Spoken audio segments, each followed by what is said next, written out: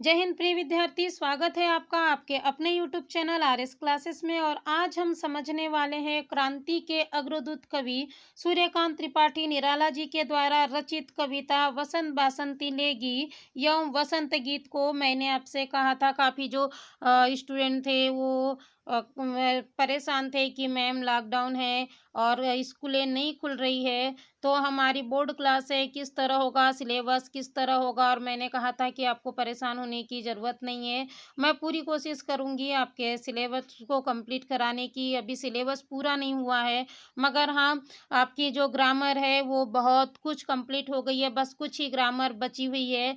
और हिंदी जो पद्य खंड है इसमें भी केवल 1 या 2 कविता केवल आपकी अब बची हुई है।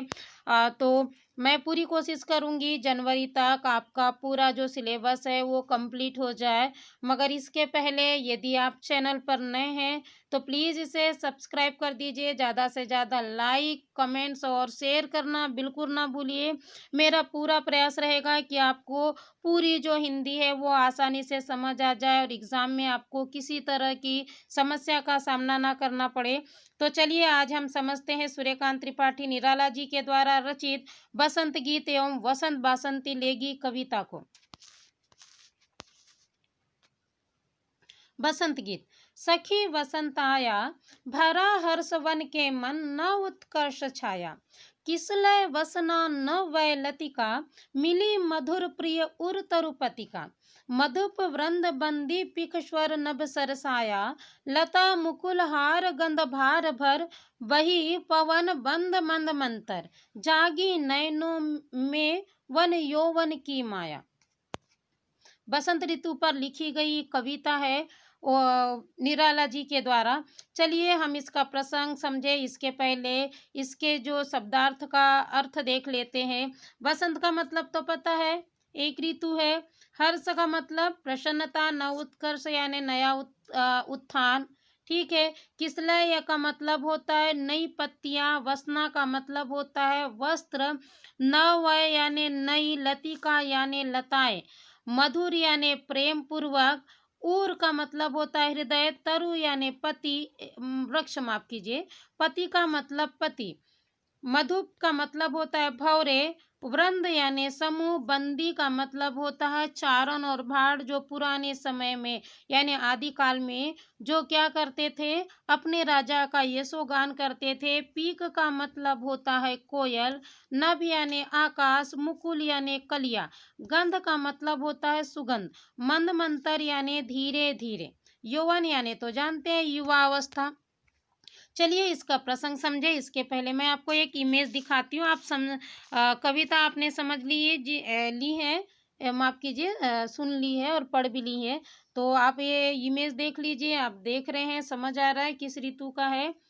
क्योंकि कविता तो स्पष्ट कहती है, क्या कहती है, बसंत गीत है, तो आपको समझ ही आ रहा होगा इमेज किस ऋतु की है, बसंत ऋतु की है। क्योंकि बसंत ऋतु में क्या होता है, चारों ओर हरियाली होती है। आप देख रहे हैं चारों ओर हरियाली है, खिले खिले फूल है, हरे भरे पेड़ है और एक खुशनुमा सा माहौल है। और ऐसा ही होता है बसंत ऋतु में, चारों ओर हरियाली होती है, खिले खिले से पेड़ पौधे होते हैं, हरे भरे पेड़ पौधे होते हैं और प्रकृति भी एकदम रंगीन सी नजर आती है। और इसी खुशनुमा और रंगीन जो प्रकृति के रूप को कवि ने इस कविता के माध्यम से हम तक पहुंचाने का प्रयास किया है। तो चलिए अब आपने इमेज भी देख लीजिए, देख ली है, माफ कीजिए। तो आपके मन में तो बिल्कुल प्रसंग समझ आ गया होगा, बन भी रहा होगा। क्या होगा प्रसंग, चलिए बताइए मुझे, बताइए क्या होगा प्रसंग। यदि आपने सोच लिया है तो ठीक है और नहीं सोचा है तो चलिए मैं आपको बता दूं क्या होगा प्रसंग। प्रसंग होगा कि कवि ने यहाँ बसंत ऋतु के आगमन पर प्रकृति में होने वाले परिवर्तन का वर्णन किया है। संदर्भ मैं बिल्कुल नहीं बताऊंगी, वो इसलिए नहीं बताऊंगी क्योंकि अब आप 12th क्लास में आ गए हैं। आपकी जो स्कूल जो शिक्षा है इसकी अंतिम क्लास है और मैं अभी तक सारी जो कविता अभी तक मैंने जो समझाई है उसमें मैंने आपको संदर्भ बता दिया है। अब काम आपका है कि आप स्वयं संदर्भ लिखें, ठीक है। तो प्रसंग क्या होगा, वसंत ऋतु के आगमन पर प्रकृति में होने वाले परिवर्तन का क्या किया गया, वर्णन किया गया। चलिए अर्थ समझते। सखी वसंत आया, भरा हर्ष वन के मन न उत्कर्ष छाया। एक सखी अपनी दूसरी सखी से कहती है कि हे सखी, वसंत ऋतु का आगमन हो चुका है और वन के मन में हर्ष और नया उत्कर्ष छा गया है। फिर से देखिए, हे सखी, वसंत ऋतु का आगमन हो चुका है, वन के मन में हर्ष एवं न उत्कर्ष छा गया है। किसलय वसना न वै लतिका, मिली मधुर प्रिय उर तरुपति का। कहते हैं कि नई लताओं ने कोमल पत्तियों के वस्त्रों को धारण कर लिए। क्या किया है? नई लताओं ने कोमल पत्तियों के वस्त्रों को धारण कर ली है और क्या कर रही है? मिली मधुर प्रिय उर तरुपति का, वह वृक्ष रूपी पति से प्रेम पूर्वक मिल रही है। क्या कर रही है? नई लताएं कोमल पत्तियों के वस्त्रों को धारण कर क्या कर रही है? अपने वृक्ष रूपी पति से प्रेम पूर्वक गले मिल रही है। मधुर माफ कीजिए मधुप वृंद बंदी पिक स्वर नभ सरसाया। क्या कहते हैं कि भौरे के समूह किसके समान? बंदी की तरह किसका? वसंत का यशोगान कर रहे हैं और कोयल के स्वर से आसमान गुंजायमान हो रहा है। भौरों के समूह बंदी की तरह वसंत का यशोगान कर रहे हैं और कोयल के स्वर से जो आसमान है वो क्या हो रहा है? गुंजायमान हो रहा है। लता मुकुल हार गंध भार भर, बही पवन बंद मंद मंतर। लता एवं कलियों के सुगंधित हार को लेकर हवा क्या कर रही है? धीरे धीरे बह रही है। जागी नयनों में वन यौवन की माया। ऐसा लगता है मानो वन के नयनों में यौवन की माया छाई हुई हो। ठीक है, ऐसा लगता है मानो वन के नयनों में यौवन की माया या यौवन क्या हो? छाया हुआ हो। फिर से अर्थ देख लीजिए। हे सखी, वसंत ऋतु का आगमन हो चुका है, वन के मन में हर्ष एवं नया उत्कर्ष छा गया है। नई लताएं कोमल पत्तियों के वस्त्रों को धारण करके वृक्ष रूपी पति से प्रेम पूर्वक गले मिल रही है। भौरों के समूह बंदी की तरह वसंत का यशोगान कर रहे हैं। कोयल के स्वर से आसमान गुंजायमान हो रहा है। लता एवं कलियों के सुगंधित हार को लेकर हवा धीरे धीरे बह रही है।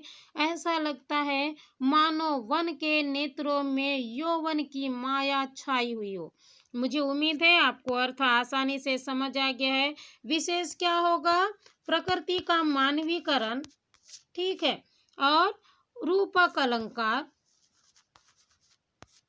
अनुप्रास अलंकार, ठीक है, और सरल भाषा। मुझे उम्मीद है आपको आसानी से एक पंक्तियां हैं समझ आ गई है। चलिए अगली पंक्तियों को समझते हैं। आवृत सरसी उर सरसीज उठे, केसर के केस कली के छूटे, स्वर्ण सस्य अंचल पृथ्वी का लहराया। आवृत यानी होता है ढका हुआ, ठीक है। सरसी यानी तालाब, ऊर का मतलब हृदय, सरसीज यानी कमल, केसर यानी तो जानते हैं, स्वर्ण यानी सोने के समान, अंचल मतलब आंचल। चलिए इसका हम प्रसंग समझे। इसके पहले हम इमेज देख लेते।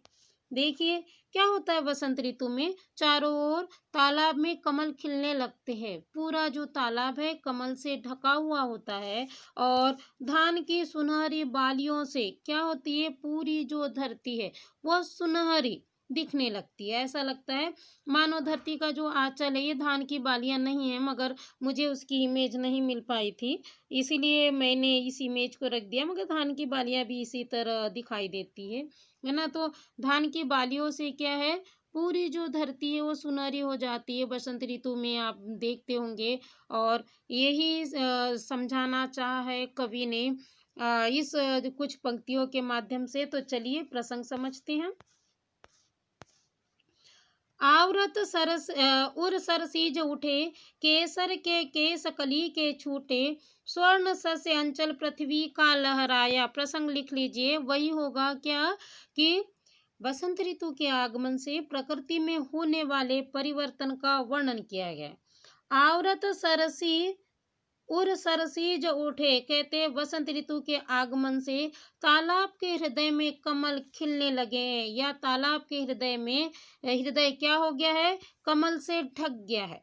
ठीक है, वसंत ऋतु के आगमन पर क्या हो गया है, तालाब का जो हृदय है कमल से ढक गया है। केसर के केस कली के छूटे, केसर से क्या होने लगा है, क्या केसर की कली छूटने लगी है। स्वर्ण सस्य अंचल पृथ्वी का लहराया, कहते धान की सुनहरी बालियों से पृथ्वी का आंचल लहराने लगा है। फिर से समझ लीजिए, तालाब का हृदय कमल से ढक गया है, केसर की कली से केसर छूटने लगे हैं, धान की सुनहरी बालियों से पृथ्वी का आंचल लहराने लगा है। मुझे उम्मीद है आपको इसका अर्थ भी आसानी से समझ आ गया होगा। विशेष क्या होगा, प्रकृति का मानवीकरण है, माफ कीजिए रूपक अलंकार है, और सरल भाषा का प्रयोग है। इस तरह हमने जो है बसंत गीत कविता को समझ लिया है। चलिए अब समझते हैं वसन बासंती लेगी कविता को।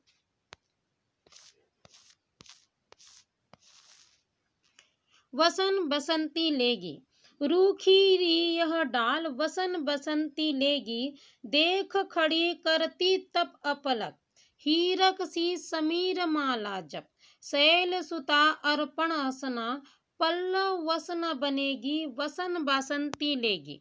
हम इसके प्रसंग को समझे, इसकी इमेज को देखें। इसके पहले हम जो शब्दार्थ को देख लेते। रूखी यानी तो जानते हैं रूखी हुई, वसंत यानी वसंत ऋतु, अपलक का मतलब होता है बिना पलक झपके, हीरक यानी हीरे के समान, समीर यानी होता है हवा का झोंका, शैल सुता यानी शैल की पुत्री पार्वती, अर्पण असना यानी पत्तों का भी त्याग करने वाली, पल्लव मतलब पत्ते, वसना का मतलब होता है वस्त्र। ठीक है, तो चलिए हम इसका अर्थ समझे। इसके पहले मैं आपको एक इमेज दिखा देती हूँ। ये देख रहे हैं ना, यहाँ पे रूखी हुई डाल आपको दिख रही है पेड़ की। और वसंत ऋतु में क्या होता है, इस रूखी हुई डाल में फिर से नई पत्तियां नए फूल आने लगते हैं, है ना।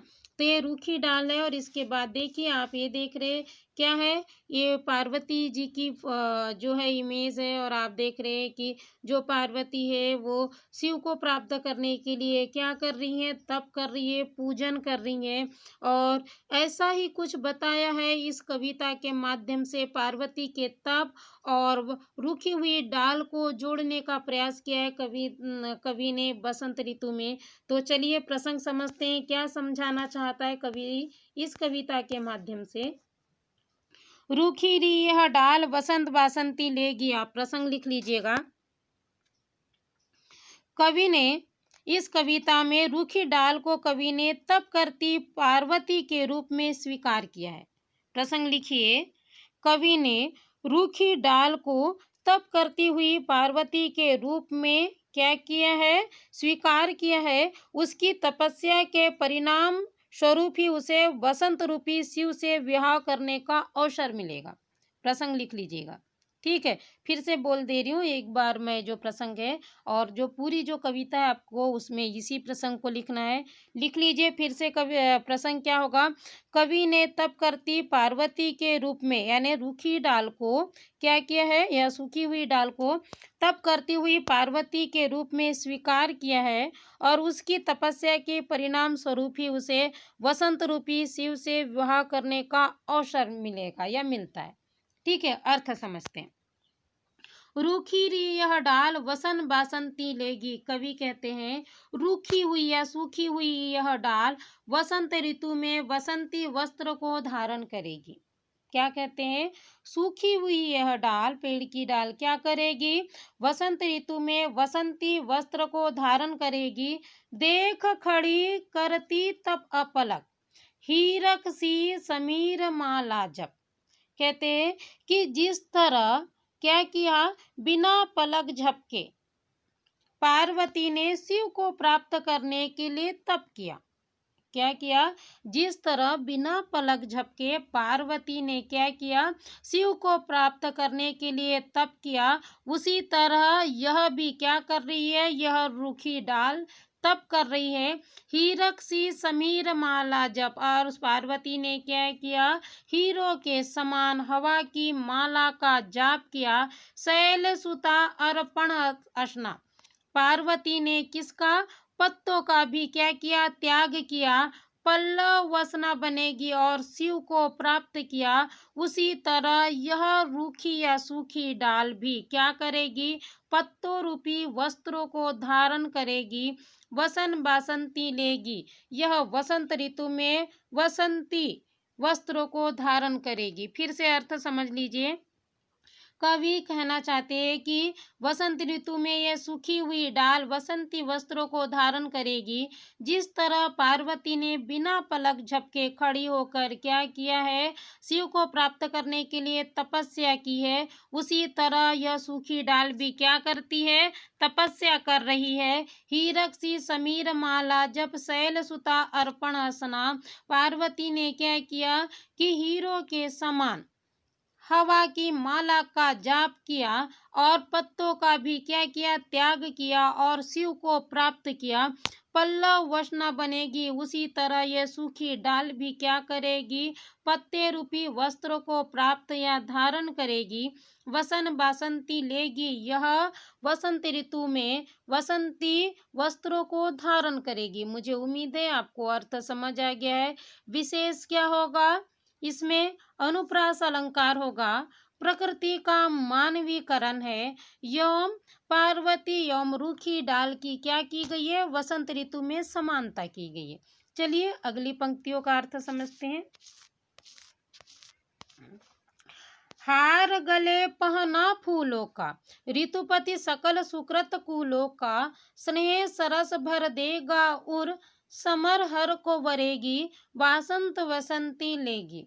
ठीक है, इसका अर्थ समझते हैं हम। क्या होगा फिर से समझिए, फिर से हम पंक्तियों को पढ़ लेते हैं। हार गले पहना फूलों का, ऋतुपति सकल सकत कुलों का, स्नेह सरस भर देगा उर, समर हर को वरेगी, वासन बसंती लेगी। ऋतुपति का मतलब होता है बसंत, स्नेह यानी प्रेम, उर का मतलब होता है हृदय, समर यानी कामदेव, वासन यानी वस्त्र। चलिए अर्थ समझते हैं। प्रसंग तो मैंने आपको समझा दिया है। हार गले पहना फूलों का, ऋतुपति सकल सुखत कुलों का। कहते हैं कि नायिका ने क्या किया? अपने गले में फूलों का हार पहना है। नायिका ने अपने गले में क्या किया है? फूलों का हार पहना है। ऋतुपति सकल सुखत कुलों का, और बसंत जो राज है या बसंत राज है, वह क्या करेंगे कि संपूर्ण कुल का क्या करेंगे? स्नेह सरस भर देगा और क्या करेंगे कि ऋतुपति उसके हृदय में संपूर्ण कुलों के प्रेम को उसके हृदय में भर देंगे। समर हर को वरेगी, और वह कामदेव को पराजित करने वाले शिव को वरण करेगी। वासन बासंती लेगी, वह वसंत ऋतु में वसंती वस्त्रों को धारण करेगी। फिर से अर्थ समझ लीजिए।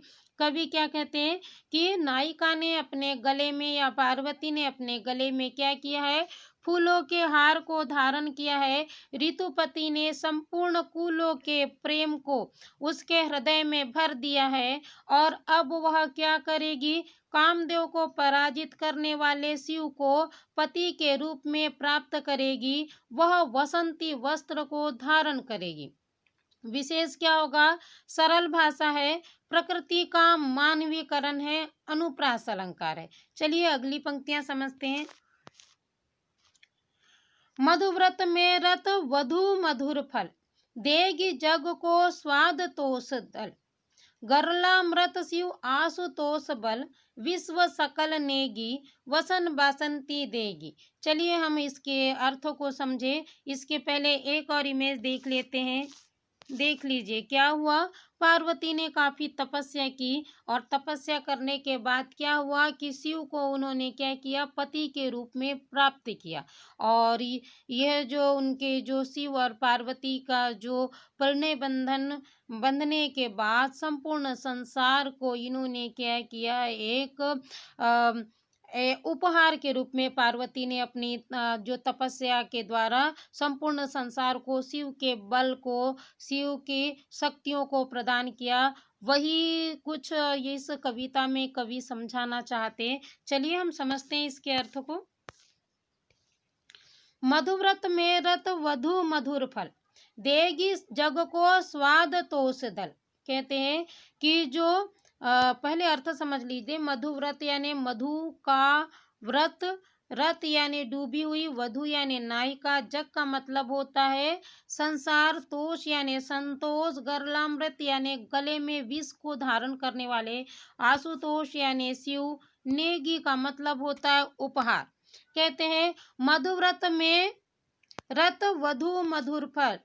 नायिका क्या है, मधु के व्रत में लगी हुई है या डूबी हुई है। नायिका क्या है, मधु के व्रत में लगी हुई है। देगी जग को स्वाद तोष बल, और वह क्या करेगी, उसके फल को, उसके स्वाद को, उसके संतोष को संपूर्ण संसार को प्रदान करेगी। क्या कहते हैं कि नायिका मधु के व्रत में लगी हुई है या रत है, और वह उसके फल, उसके स्वाद, उसके संतोष को संपूर्ण संसार को प्रदान करेगी। गलरामृत शिव आशुतोष बल, विश्व सकल नेगी। कहते हैं गले में विष को धारण करने वाले भगवान शिव के बल को वह संपूर्ण संसार को उपहार के रूप में प्रदान करेगी। गले में विष को धारण करने वाले भगवान शिव के बल को वह संपूर्ण संसार को प्रदान करेगी। वसन बासंती लेगी, वह वसंती वस्त्र को धारण करेगी। फिर से अर्थ समझ लीजिए। नायिका मधु के व्रत में रत है, और उसके फल, स्वाद और संतोष को वह संपूर्ण संसार को प्रदान करेगी। गले में विष को धारण करने वाले शिव के बल को वह संपूर्ण संसार में उपहार के रूप में प्रदान करेगी। वह वसंती वस्त्रों को धारण करेगी। विशेष क्या होगा, सरल भाषा होगी, अनुप्रास अलंकार है और प्रकृति का मानवीकरण है। इस तरह हमने वसंत गीत और वसन बासंती लेगी कविता दोनों को हमने समझा है, और मुझे उम्मीद है आपको आसानी से यह जो कविता है समझ आ गई होगी। और मुझे उम्मीद ही नहीं, पक्का विश्वास है कि आप एग्ज़ाम में बेहतर अंक ले आएंगे और बेहतर से बेहतर कर पाएंगे। इसी शुभेच्छा और शुभकामनाओं के साथ धन्यवाद।